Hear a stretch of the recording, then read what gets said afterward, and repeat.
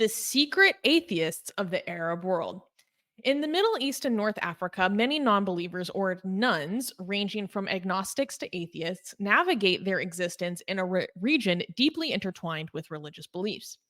The social fabric of these regions is permeated by religious practices, from the omnipresent call to prayer to references to God in everyday greetings. Non believers often hide their views to avoid potential repercussions, including ostracism, threats, or even retaliation from authorities. A 27-year-old Tunisian woman encapsulated the sentiment, stating, quote, I have a double life all the time. It's better than having conflict every day. Many find solace and community in online spaces, albeit fraught with their own risks. Mustafa Kamel Al Sayed, a Cairo University professor, highlighted the region's historical ties to religion, stating, quote, the Middle East is the birthplace of the three heavenly religions, and noted that the negative perception many have to those without religious affiliation. Despite atheism not being directly criminalized in countries like Egypt, other laws, like those against blasphemy, can be used to target non believers.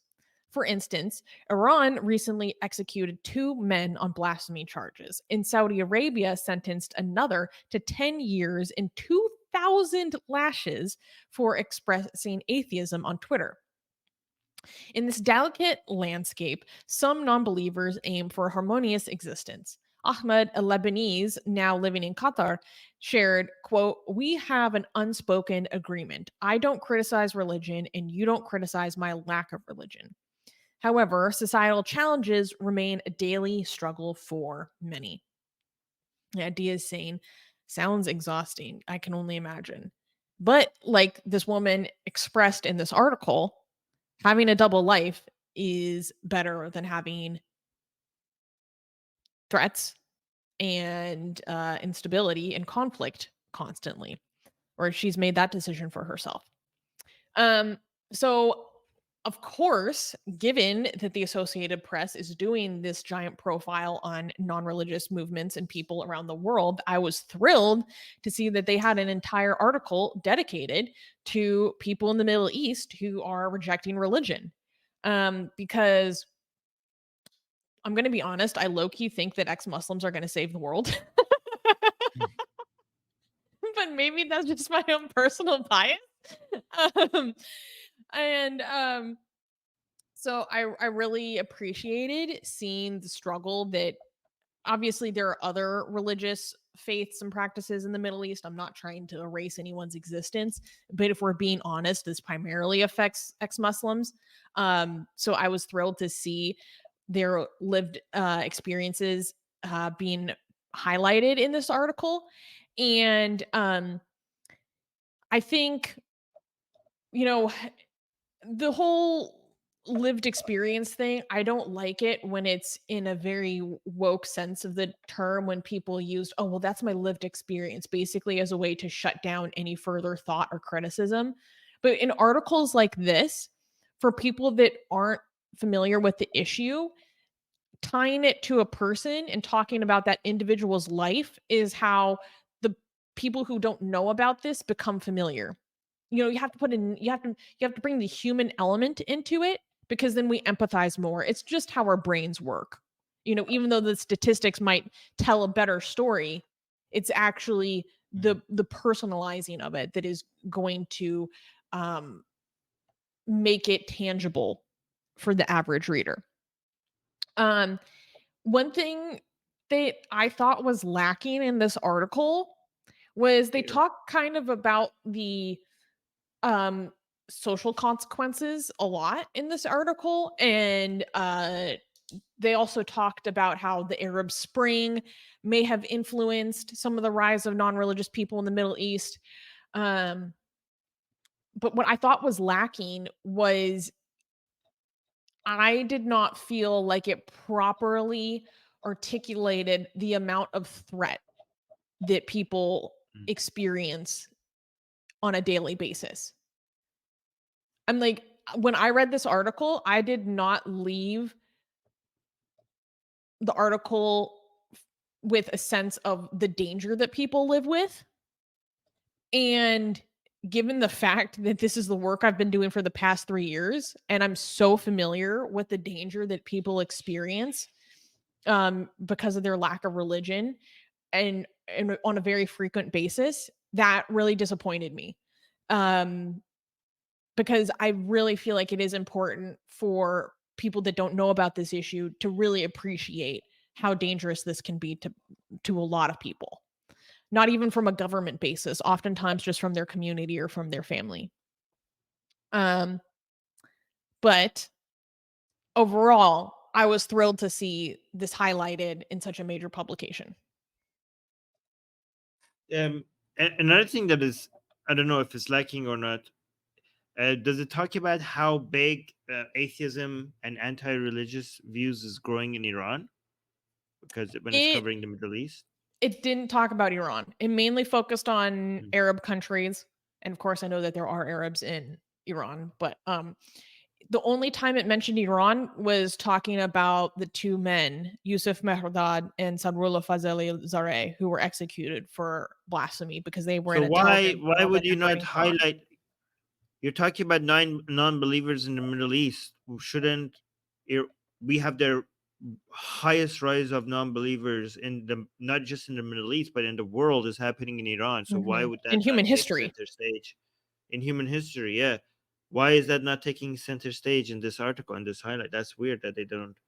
It is very weird. It was a major oversight in this article. They only Yeah, mentioned Iran when talking about those executions. yeah, guys, we're not exaggerating when we tell you this.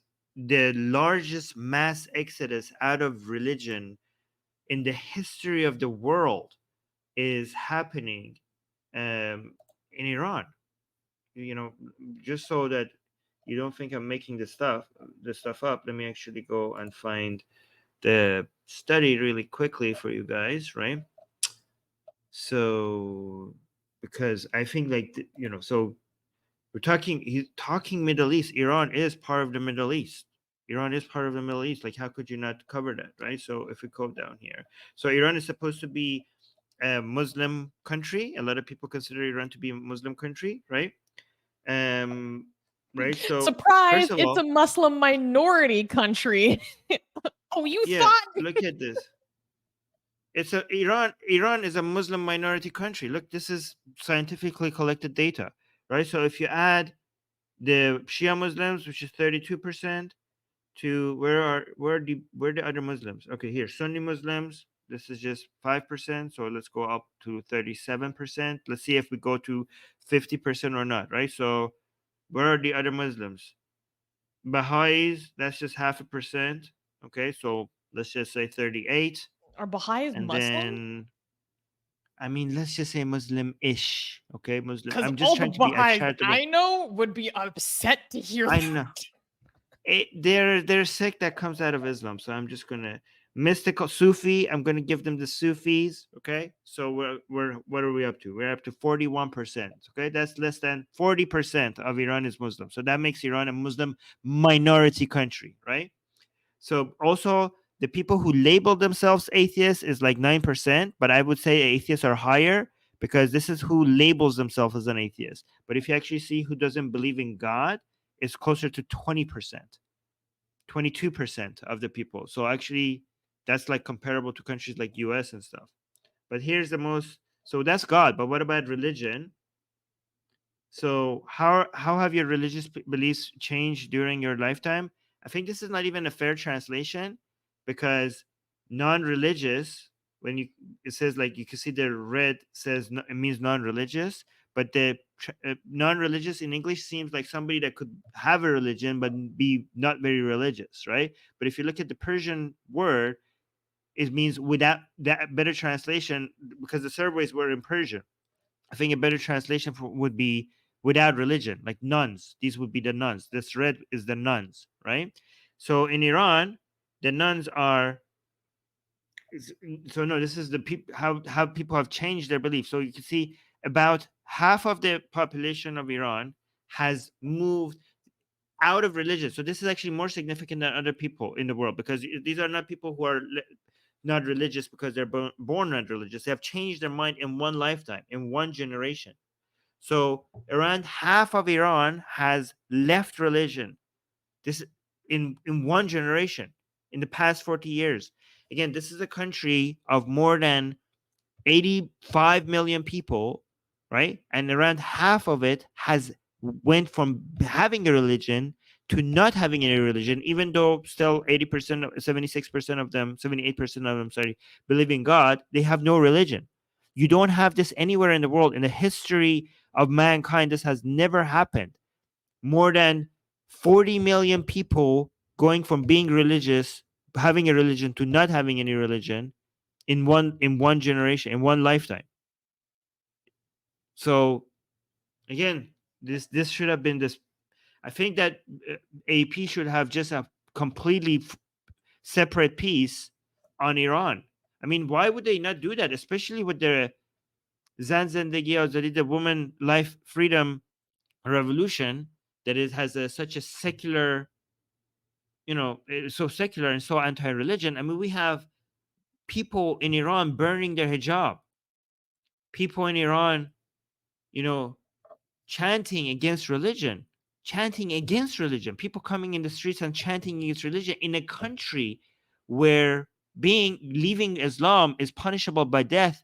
You have thousands of protesters chanting against religion.